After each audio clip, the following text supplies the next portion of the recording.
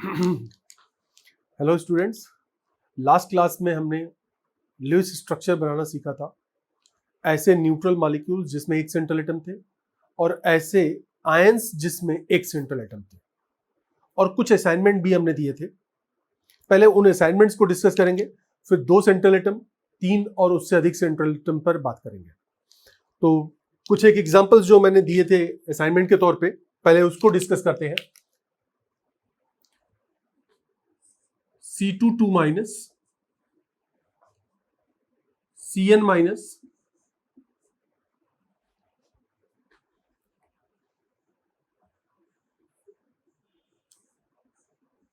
Cn2 minus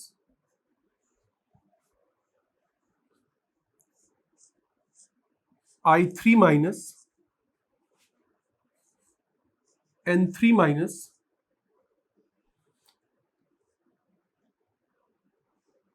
OCn minus. पहले इन ions का हम स्ट्रक्चर देखते हैं कैसे बनाना है। तो बेसिक जो बातें हैं वो सेम रहेंगी। सेंट्रल एटम पहले आइडेंटिफाई करना है, तो यहां तो ऑब्वियसली कार्बन ही होगा। यहां पर भी कार्बन होगा क्योंकि लेस इलेक्ट्रोनेगेटिव है। यहां पर भी कार्बन होगा क्योंकि लेस इन नंबर है। यहां पर आयोडीन ही होगा ऑब्वियसली। यहां पर नाइट्रोजन होगा और यहां पर कार्बन होगा क्योंकि लेस इलेक्ट्रोनेगेटिव है। तो इसमें 2 कार्बन है,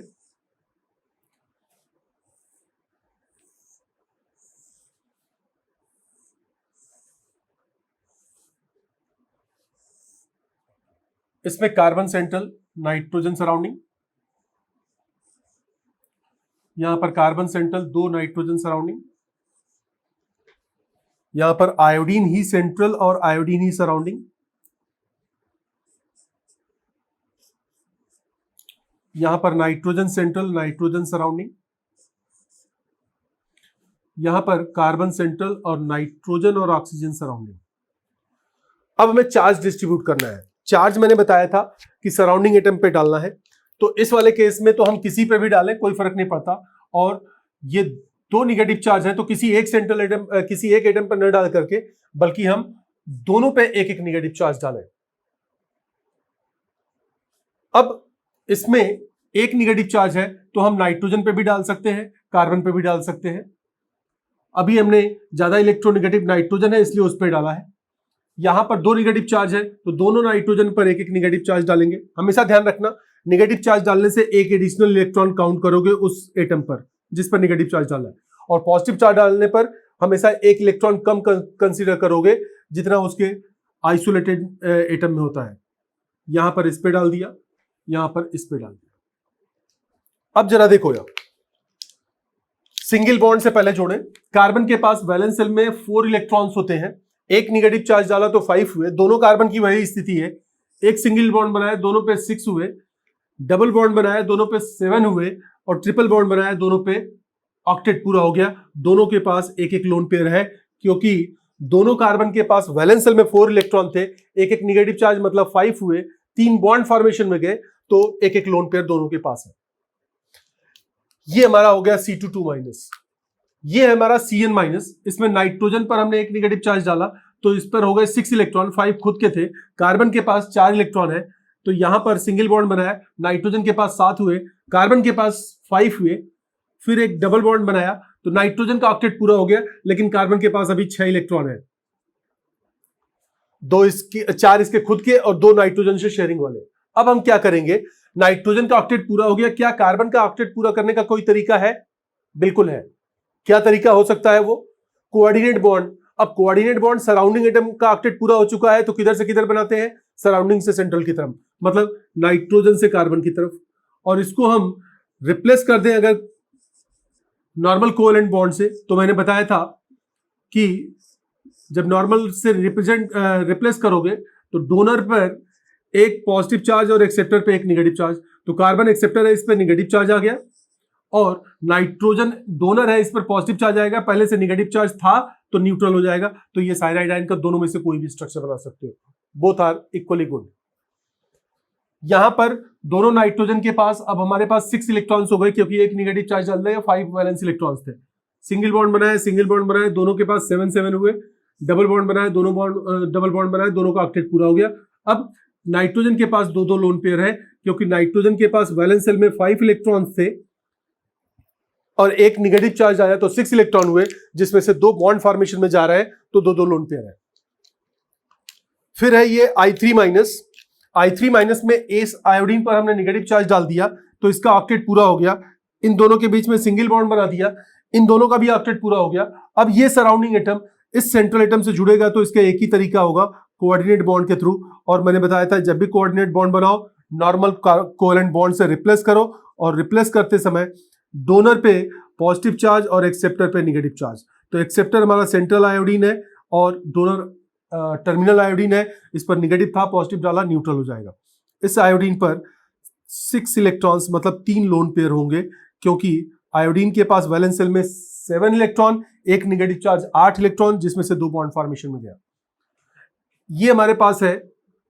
इस नाइट्रोजन के पास अब हमारे पास हो गए 6 इलेक्ट्रॉन, 5 खुद के थे, तो यहां पर इसका डबल बॉन्ड बनाया, इसका ऑक्टेट पूरा हो गया।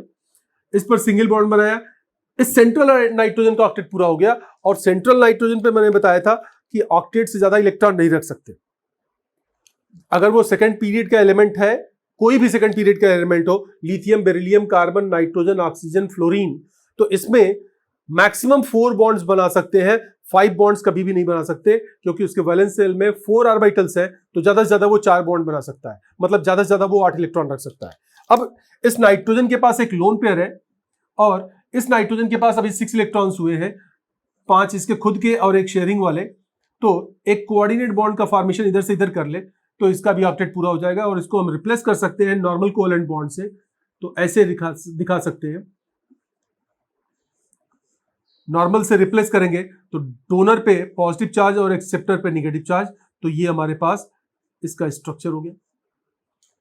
और ये साइनेट आयन है, -1 चार्ज है, नाइट्रोजन पे होगा 6 इलेक्ट्रॉन, सिंगल बॉन्ड बनाया, इस पे सिंगल बॉन्ड बनाया, दोनों पे साथ साथ हो गए, ऑक्टेट पूरा करने के लिए डबल बॉन्ड बना दिया। इसके पास 2 लोन पेयर बचे रह गए, इसके पास भी 2 लोन पेयर बचे रह गए। ये आयंस जो हमने लिखे हैं ये बड़े इंटरेस्टिंग आयंस है, जैसे C22-, C22-, ये एक कंपाउंड है calcium carbide, CaC2, calcium carbide. Probably you might be knowing about this compound. क्या इसका यूज होता है? It is used for artificial ripening of fruits. Calcium carbide artificial ripening of fruits के लिए use किया जाता है। तो हालांकि ये होता है कार्सिनोजिन, कैंसर प्रोड्यूसिंग। अगर ऐसे फ्रूट्स का हम कंजम्पशन करें जो कैल्शियम कार्बाइड से पकाया गया है, फ्रिक्वेंट उसका कंजम्पशन करेंगे तो कैंसर होने के चांसेस बढ़ जाते हैं, क्योंकि कैल्शियम कार्बाइड जो होता है वो कार्सिनोजिन होता है। तो इस कैल्शियम कार्बाइड को हम इस तरीके से भी लिख सकते हैं, कैल्शियम आयन और कार्बाइड आयन इन दोनों के बीच में आयनिक है, और आयनिक बॉन्ड में हम कोई बॉन्ड लाइन तो दिखाते नहीं, केवल आयन अगल बगल लिख देते हैं। अगर तुमसे पूछा जाए कि कैल्शियम कार्बाइड का स्ट्रक्चर क्या, तो तुमने केवल इतना ही बना दिया, दैट इज ऑल राइट। और अगर लिखना चाहो तो इसके बाहर इसको स्क्वायर ब्रैकेट में कवर करो और इसके बाहर कैल्शियम आयन लिख दो, बस, दैट इज इट। फिर साइनाइड आयन, तुम्हें मालूम है कि पोटेशियम साइनाइड जो होता है वो डेडली पॉइजन होता है, बहुत छोटा अमाउंट ही उसका किल कर देता है, तो वो साइनाइड आयन है। ये साइनामाइड आयन है, इसका एक कंपाउंड है CaCN2, इसको बोलते हैं calcium cyanamide. It is not cyanide, it is cyanamide, और इसका एक कॉमन नेम है nitrolim. It is nitrogenous fertiliser, nitrogenous fertiliser. ये सॉइल में डालने पर धीरे धीरे यूरिया का फॉर्मेशन करता है मॉइस्चर के साथ रिएक्शन करके, और वो धीरे धीरे कंज्यूम होता है। तो ये स्लो नाइट्रोजनस फर्टिलाइजर है, बढ़िया फर्टिलाइजर है। नेक्स्ट इज अच्छा, कैल्शियम साइनामाइड को हम ऐसा भी लिख सकते हैं, कैल्शियम आयन लिख दो और फिर साइनामाइड आयन लिख दो, या ये वाला आयन बना दो और बाहर कैल्शियम लिख दो, और कैल्शियम नहीं भी लिखते हो, केवल इतना ही लिख दो, that is perfectly all right. I3- एक कंपाउंड है KI3, दिस इज K+I3-। इसका नाम है पोटेशियम ट्राई आयोडाइड, और ये टिंचर ऑफ आयोडीन में यूज होता है। इनफैक्ट टिंचर ऑफ आयोडीन जिसको बोलते हो उसमें मेन कंपोनेंट यही है। शायद तुम्हारे पास पड़ा हो घर में बीटाडाइन, बीटाडाइन जेल पड़ा होगा, कभी देखा होगा चोट लग जाती है तो उस पर एक जेल येलोइश ब्राउन कलर का जेल हम लगाते हैं, दैट इज बीटाडाइन। तो वो बीटाडाइन जो होता है नथिंग बट पोटेशियम ट्राईआयोडाइड, जो ऑर्गेनिक सॉल्वेंट में होता है, वो potassium triiodide betadine tincture of iodine के फॉर्म में यूज होता है। और इसका एक और यूज है to test the adulteration in milk and milk products.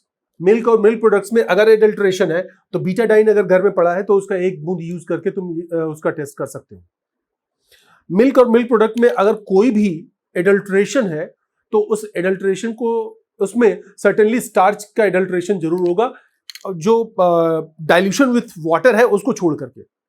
पानी की मिलावट है तो उसको डिटेक्ट नहीं कर पाओगे इससे, लेकिन इसके अलावा कोई और मिलावट होगी तो उसको हमेशा डिटेक्ट कर सकते हो, क्योंकि उसमें स्टार्च जरूर आएगा। स्टार्च जरूर मिलाते हैं जब एडल्ट्रेशन करना होता है।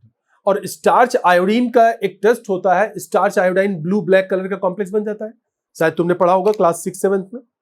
पोटैटो कट करके उस पर अगर एक बूंद बीटाडाइन का डालो तो देखोगे कि उस सरफेस पे, कट सरफेस पे जहां पर तुमने बीटाडाइन डाला है, that will become bluish black. ऐसा ही कोई मिल्क और मिल्क प्रोडक्ट तुम्हारे घर में आया, तुम उसको टेस्ट करना चाहते हो कि इसमें कोई एडल्ट्रेशन है या नहीं है। ध्यान रहे, वाटर एडल्ट्रेशन को नहीं पकड़ सकता ये, बाकी सारे एडल्ट्रेशन को पकड़ लेगा।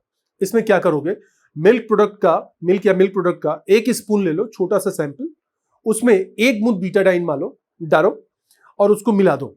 अगर उसका कलर येलो ब्राउन रहा, जो कि बीटाडाइन का कलर है, तो इसका मतलब देयर इज नो एडल्ट्रेशन। लेकिन अगर उसमें ब्लू ब्लैक कलर आ गया तो इसका मतलब उसमें सर्टेनली एडल्ट्रेशन है। तो मिल्क और मिल्क प्रोडक्ट को आइडेंटिफाई करने के लिए ये टिंचर आयोडीन जो तुम्हारे घर में बीटाडाइन के नाम से पड़ा होगा उसको यूज करके डिटेक्ट कर सकते हो। Now this is azidine. मैं एक कंपाउंड लिख रहा हूं, sodium azide, NaN3, sodium azide. और probably you might be knowing कि जो कार के सेफ्टी बैग्स होते हैं, एयर बैग्स जो होते हैं, उसमें सोडियम एजाइड रखा गया होता है। सोडियम एजाइड एक ऐसा कंपाउंड है जो बहुत आसानी से डिकम्पोज कर जाता है और इसके डिकम्पोजिशन से प्योर नाइट्रोजन गैस मिलती है। मैं रिएक्शन लिख रहा हूं, सोडियम एजाइड के थर्मल डिकम्पोजिशन का रिएक्शन, जो बहुत इजीली डिकम्पोज करता है और इसके डिकम्पोजिशन से हमें मिल जाती है nitrogen gas. Pure nitrogen gas बनाने का तरीका भी है ये। तो ये सोडियम एजाइड को जब हम थोड़ा भी जर्क भी देंगे या हीटिंग करेंगे तो ये जेंटल हीटिंग पर डिकम्पोज करेगा और नाइट्रोजन गैस देगा 1.5 मोल्स। तो 1.5 मोल्स ऑफ नाइट्रोजन गैस देगा, एक मोल। और एक मोल का यहां पर मोलर मास अगर हम देखें तो 42 + 23 दैट इज 65। 65 ग्राम से ये एसटीपी कंडीशन पे 22.4 into 1.5 that is 33.6 litres of nitrogen eight STP ये देगा और वॉल्यूम बहुत तेजी से इन्फ्लेट हो जाएगा। 65 ग्राम कोई सॉलिड है और वो डिकम्पोज करके इन्फ्लेट कर दे वॉल्यूम इतना तेजी से। और चूंकि नाइट्रोजन जो है ये नॉन कंबस्टिबल गैस है, इसलिए सेफ होती है। अगर ये फट भी जाए तो चोट तो लगेगी, हल्की चोट तो लगेगी, लेकिन आग नहीं पकड़ने का डर होता है, जबकि कार एक्सीडेंट्स में आग लगने का भी डर होता है। तो नाइट्रोजन, वहां पर नाइट्रोजन का सोर्स सोडियम एजाइड भरा गया होता है, जो कि इस फॉर्म में हमारे पास होता है। इसके डिकम्पोजिशन से ये नाइट्रोजन गैस भर जाती है और उसका वॉल्यूम जो होता है एकाएक सडनली इन्फ्लेट हो जाता है, जो हमें सेव कर लेता है। ओके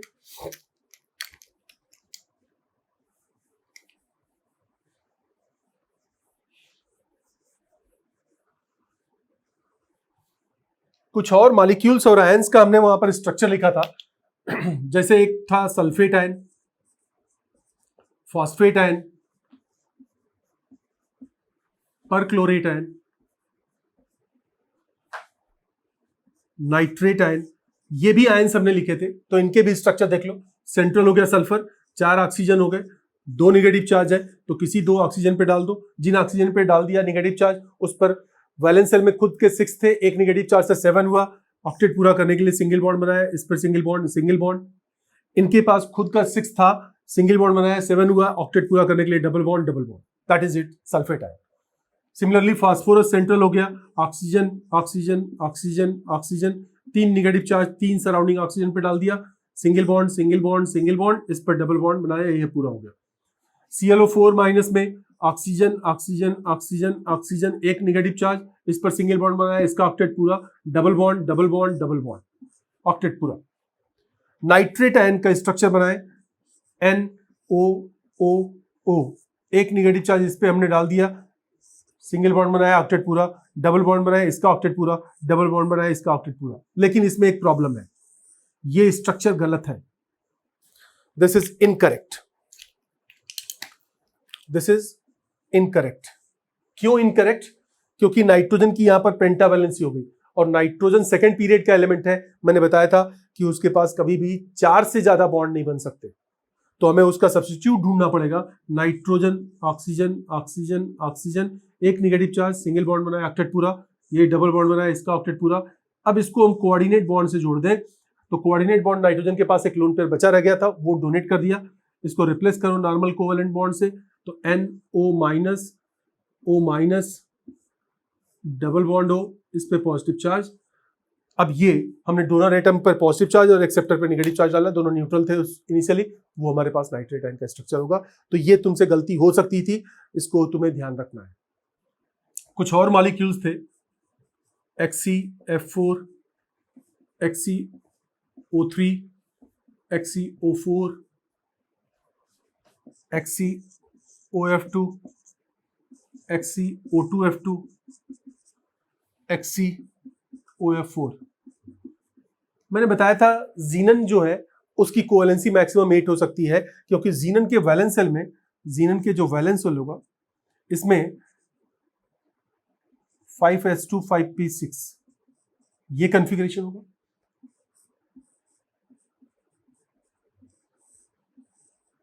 एक भी अनपेयर्ड इलेक्ट्रॉन नहीं है, लेकिन d ऑर्बिटल सारे खाली हैं।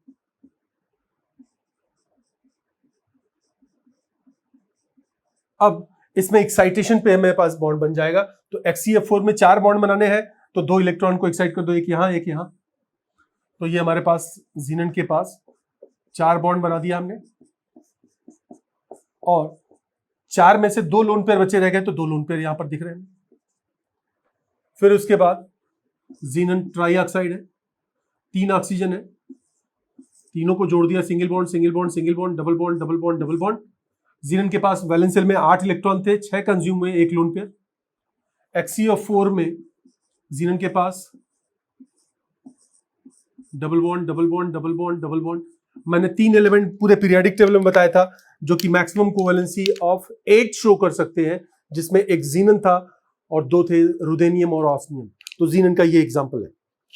XeOF2 में xenon central, oxygen fluorine fluorine, double bond single bond 2 lone pair, क्योंकि ऑक्सीजन जीनन के पास 8 थे, 4 कंज्यूम हुए, 4 बचे रह गए। XeO2F2 में xenon central, 2 oxygen 2 fluorine, single bond single bond single bond single bond, double bond, 1 lone pair बचा रह गया। XeOF4 में जीनन के पास 8 electron, oxygen 4 fluorine, single bond single bond single bond single bond single bond double bond. Xenon के पास 6 consume हुए, 8 थे, 1 लोन पेयर बचा रह गया। तो ये हमारे स्ट्रक्चर्स हो गए जो हमने असाइनमेंट के तौर पे दिया था लास्ट क्लास में, उनको हम इस तरीके से स्ट्रक्चर्स बना सकते हैं। अब इससे किसी भी एक सेंट्रल एटम वाले मॉलिक्यूल या आयन का स्ट्रक्चर बनाना तुम्हारे लिए बहुत कन्वीनियंट हो गया। ठीक है, अब इसके बाद हम बात करेंगे molecules and ions with 2 central atom, और फिर उसके बाद 3 and more than 3 central atoms.